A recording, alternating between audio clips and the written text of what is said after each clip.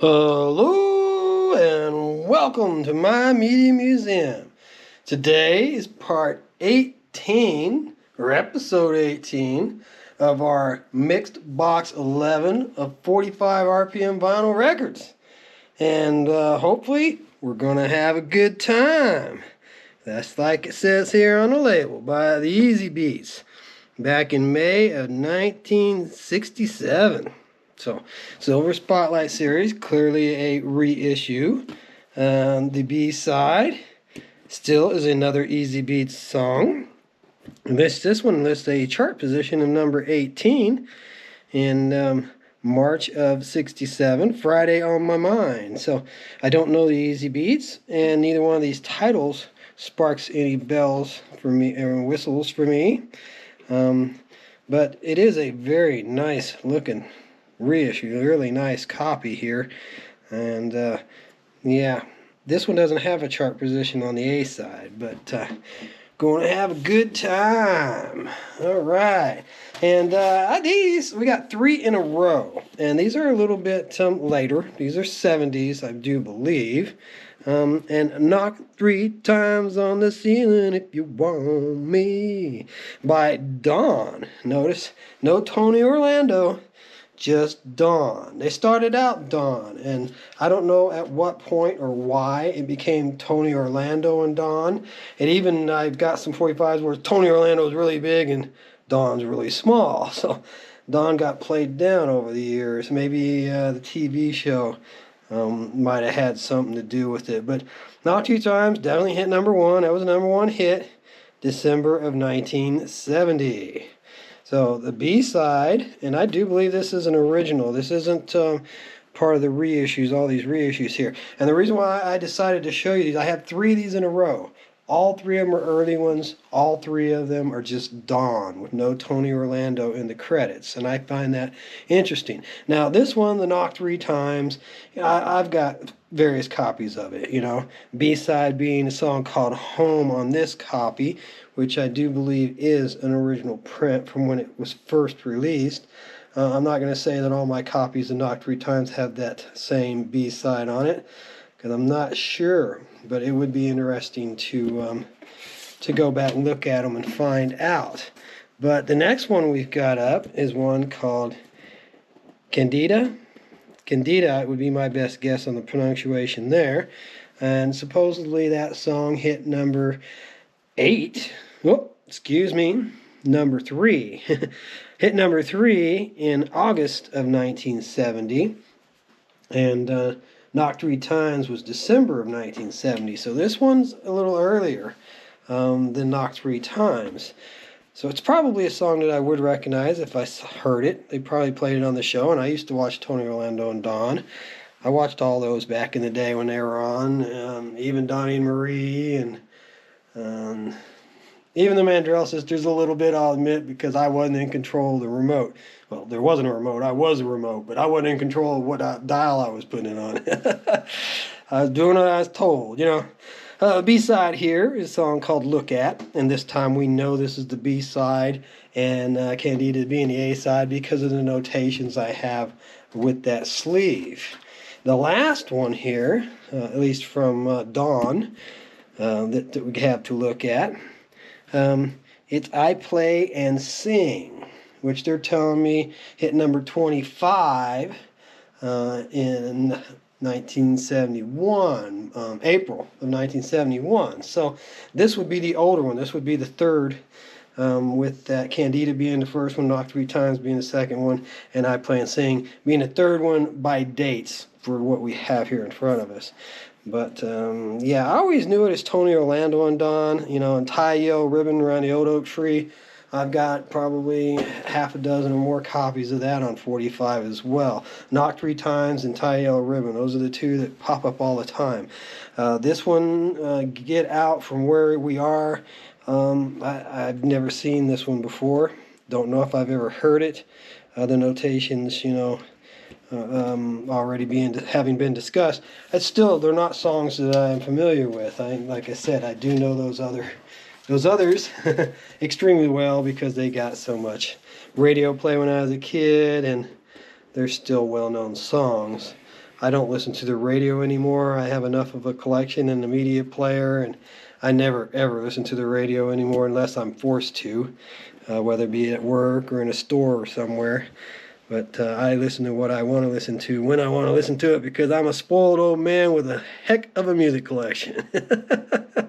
So you might as well make use of it, right? Right. Okay, so here we got Johnny Rivers, Mountain of Love. And the notations on the platter itself says it was released in October of about 54 or 64. Hitting the chart position number 9. Let me get over here in the light. It's 64. All right. And the B-side is Chuck Berry's Old Maybelline. So Johnny Rivers clearly did a cover. Maybelline, why can't you be true? I love Johnny. I love Chuck Berry and a lot of the stuff that he did. And you know where the Johnny came from there, I'm sure. Johnny B. Good. Yeah, Johnny B. Good was an early 45 for me, too. I think we've discussed this previously on the channel. Ray Stevens' The Streak was actually the first record I ever bought, and it's very appropriate because I have quite a sense of humor. I like novelty records, and that's definitely a novelty record among novelty records. But Chuck Berry's Johnny B. Good was one that I remember going to Sears upstairs on that second floor where the record department was, and buying that one. I clearly remember buying that one, and it was in my first 10. It was definitely in the first 10 that I bought, if not in the first 5. So anyways, Johnny Rivers doing a cover of Maybelline. And that says that it hit number 12 on the charts, so he did pretty good with his cover there. Now this is an interesting one. The title sure makes you think. 18 with a bullet. 18 in life, I'm falling. 18 in life to go. Pete Wingfield. Wingfield. I almost said Winfield. As in Winfield, Kansas. You ever been there? I have. If you go to Winfield, Kansas, definitely don't miss Arkansas City just south of it. And it is Arkansas, not Arkansas. It ain't Arkansas City in Kansas. It's Arkansas City, Kansas, right? If you live there, you know what I'm talking about. But anyways, 18 with a bullet. That sounds kind of, reminiscent of 18 in Life by Skid Row. But this was 1975. It's not a person I've heard of. It's not a song I know, but it can definitely bring up some other images. And that eye there is also very reminiscent of Island Records' later logos that I remember seeing on a lot of cassette tapes that I bought during the day. And the B-side, clearly marked as a B-side, thank you very much, is a song called Shadow of a Doubt. And I've no shadow of a doubt that I don't know who Pete Wingfield is or what either one of these songs may sound like. But that definitely 18 with a bullet got my curiosity up, and I do want to give that one a spin. I want to put that one on sometime in the not too distant future. So now we got 2 Sam Cookes here coming up for you. Got Nipper listening to the old phonograph there. The old gold standard RCA, which tells us it's a reissue. Also, the gold standards usually, or quite often, have the date of recording listed on them, which I think is cool. August 7th, 1964. Sam Cooke recorded Cousin of Mine. All right. And the B-side is a song called Shake.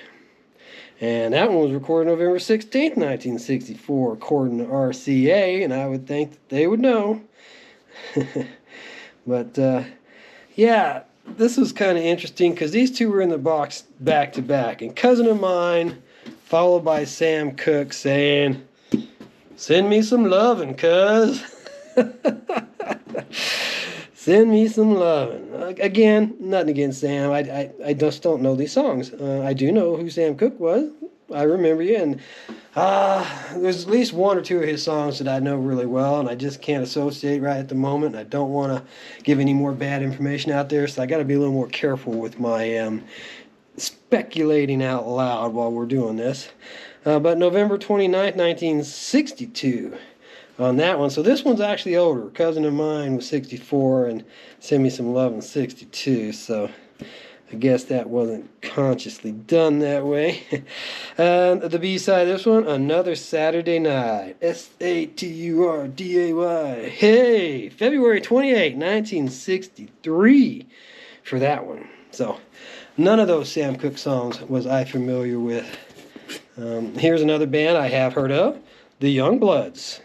I have heard of the Youngbloods, and that's an interesting hockey film, the Youngbloods. If you haven't seen it, old Patrick Swayze and a whole bunch of young stars.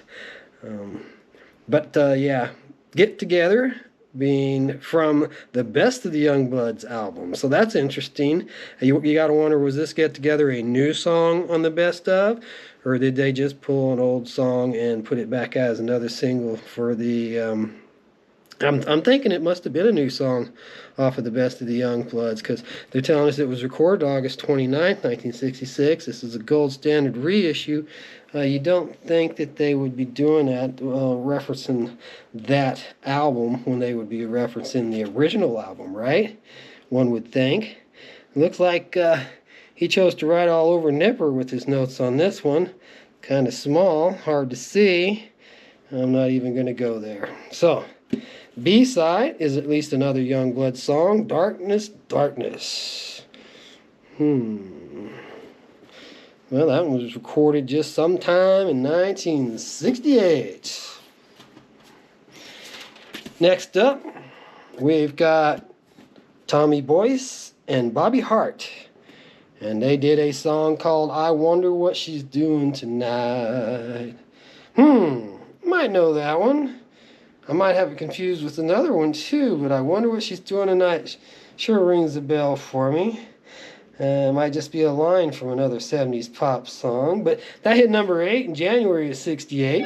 Clearly marked as the A-side. Hello, somebody. Sorry, I got the phone in the room because I was using it 2 episodes back to do some filming. This is the 3rd episode I filmed in a row here. This evening.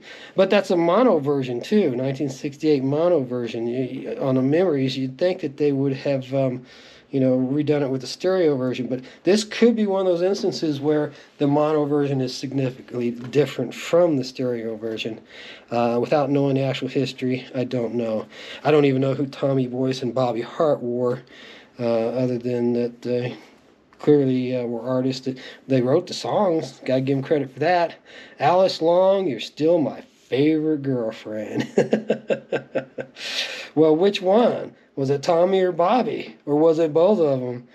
Maybe both of them dated her. So, anyways, I hope you enjoyed that. We're going to have a few more episodes yet before we finish up this big old box 11. It was actually a flat, one of those Costco flats, that you get stuff in. So it's a big box. And I'm going to cue off some of it into something else. But I got to go. Talk to you again another day.